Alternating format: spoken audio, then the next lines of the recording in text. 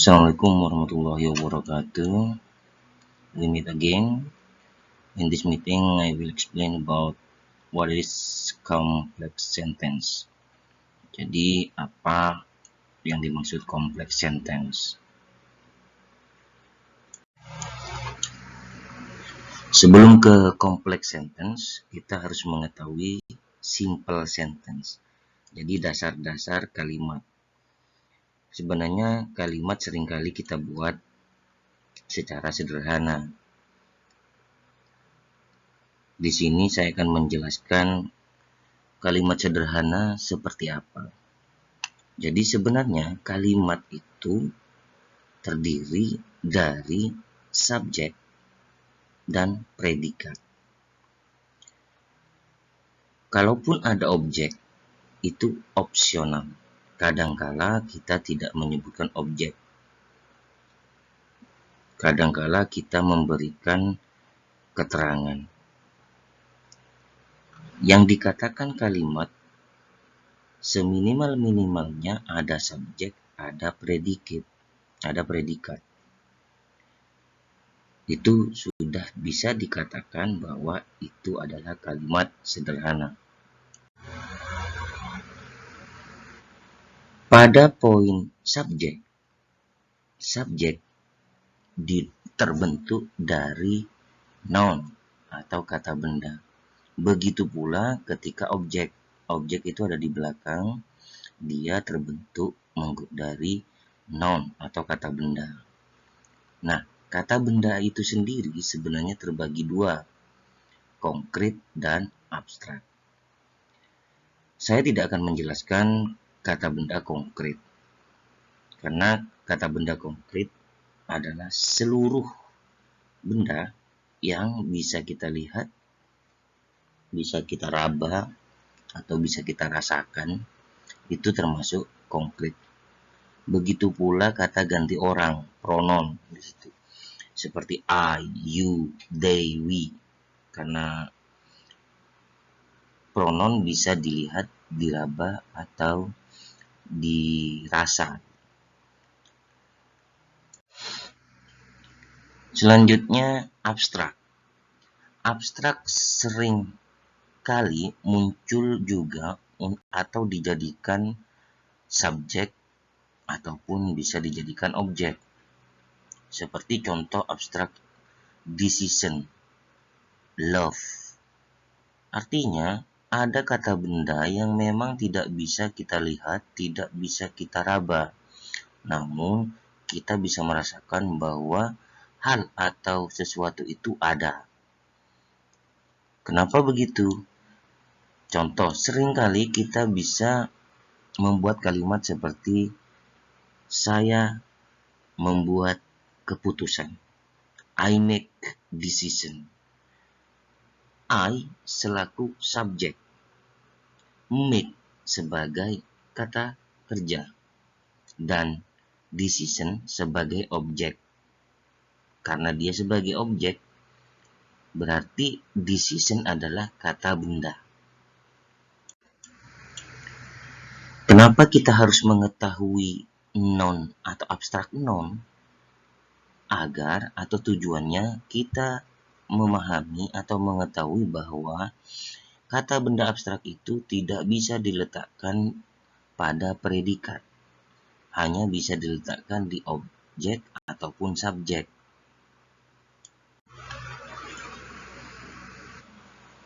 Posisi predikat dibentuk dari dua. Jadi, Anda boleh menggunakan to be sebagai posisi predikat, juga bisa menggunakan verb untuk menjadikan posisi predikat. Maka, seperti yang pernah kita ketahui, akhirnya terbagi menjadi dua kalimat itu. Nominal dan verbal. Mungkin Anda pernah diajari nominal itu apa, verbal itu apa. Kalau nominal berarti predikat itu tidak menggunakan kata kerja atau tidak menggunakan verb. Namun ketika verbal, kalimat itu predikatnya menggunakan kata kerja.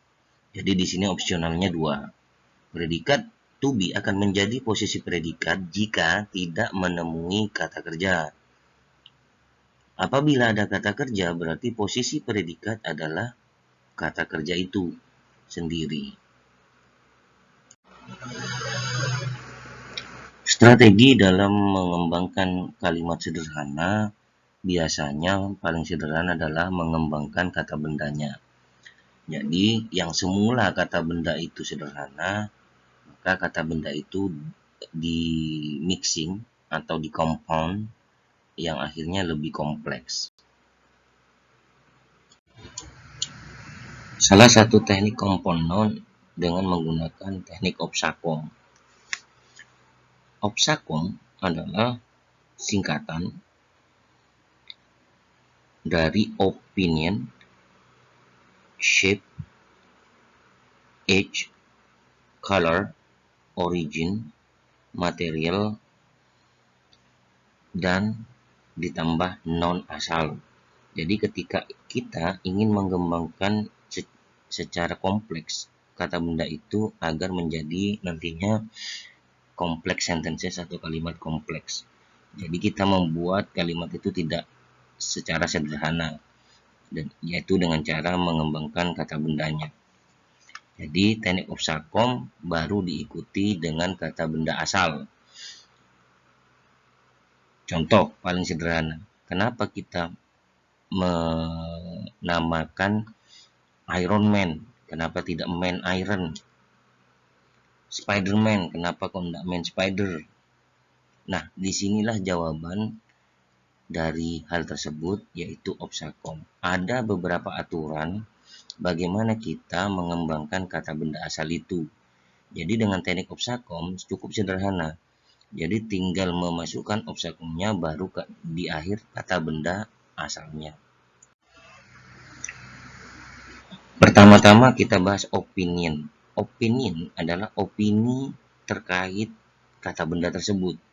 Boleh kita mengatakan beautiful, ugly, or sexy. Sedangkan shape itu adalah bentuk. Bentuk bisa oval, circle, seksi pun juga bisa menjadikan bentuk. Selain itu merupakan opini. Fat, gemuk, thin, itu bentuk. Sedangkan age bisa old, tua, new, baru, young. New biasanya kita pakai untuk benda, walaupun orang bisa juga new student, bisa. Selanjutnya adalah color. Color ya semua warna yang pernah kita tahu lah, black and red. Sedangkan origin itu asal atau kebangsaan, bukan nama negara, cuman asalnya. American artinya orang yang asli Amerika. Origin. Ori kadang kita sering pakai ori asli.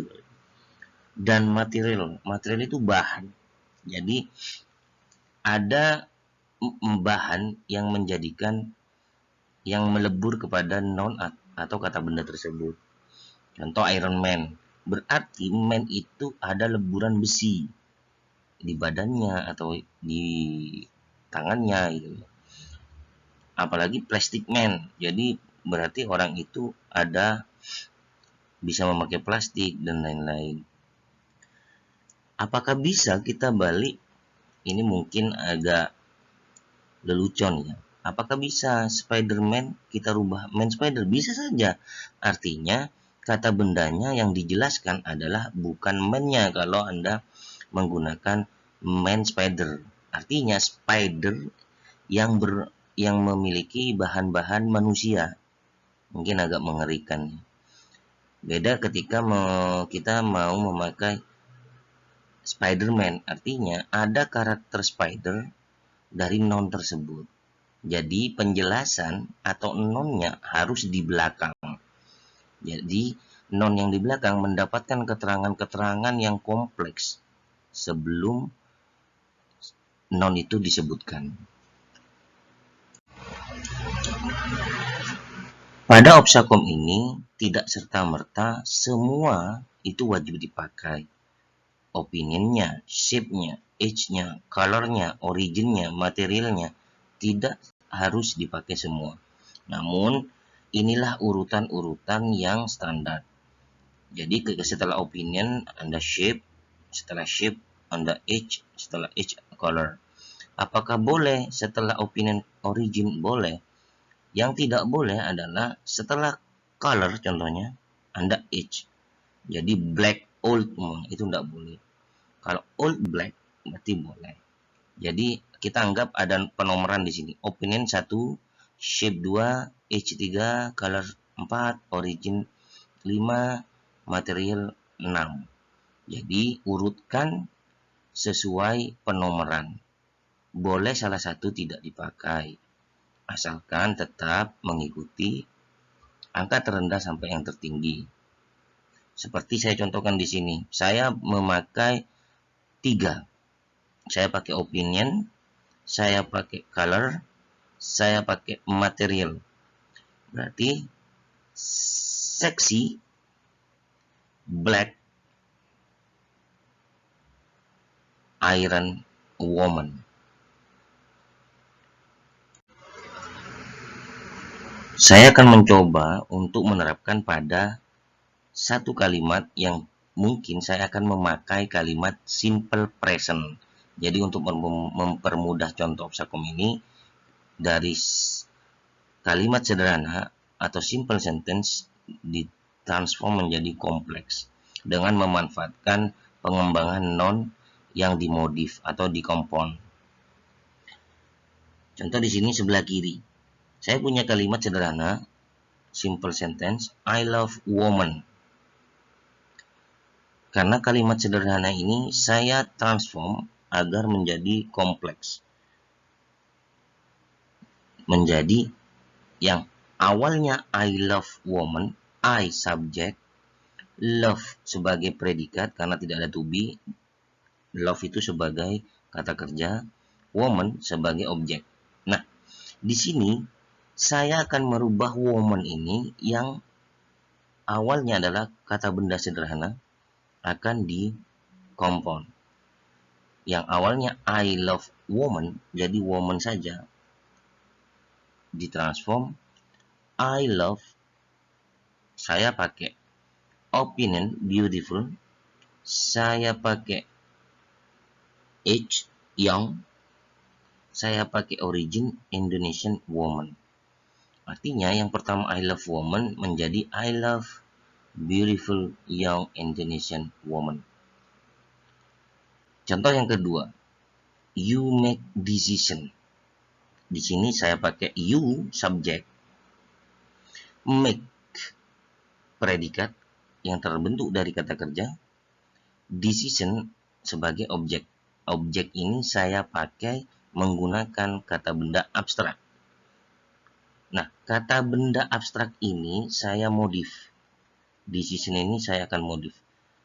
Akhirnya menjadi you make bad new decision. Jadi dari bad new decision ini yang mendapatkan perubahan dari decision menjadi bad new decision. Saya memakai bad berarti opinion, new berarti age, dan decisionnya adalah noun-nya.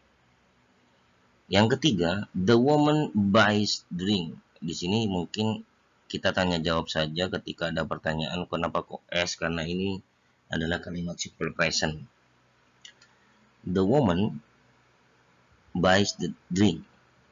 The woman sebagai subjek, buys predikat, drink berarti objek minuman.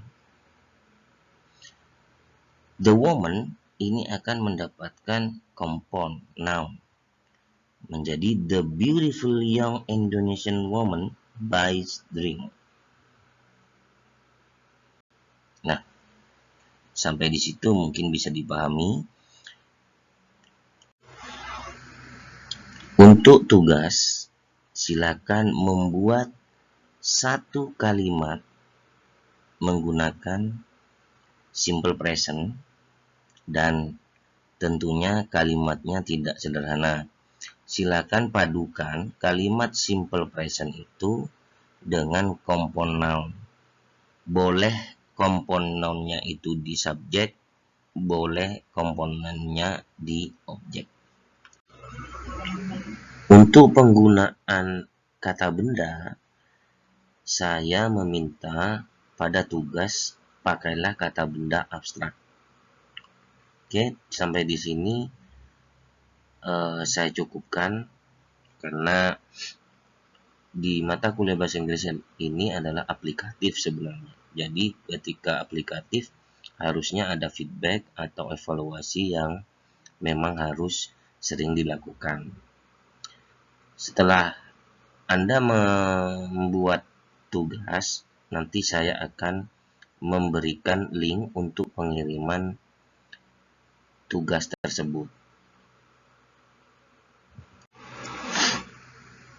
Jumlah kalimat pada tugas sebanyak 3 kalimat dan link pengumpulan akan dikirimkan di grup WA masing-masing kelas. Mungkin cukup di sini. Saya akhiri. Wassalamualaikum warahmatullahi wabarakatuh.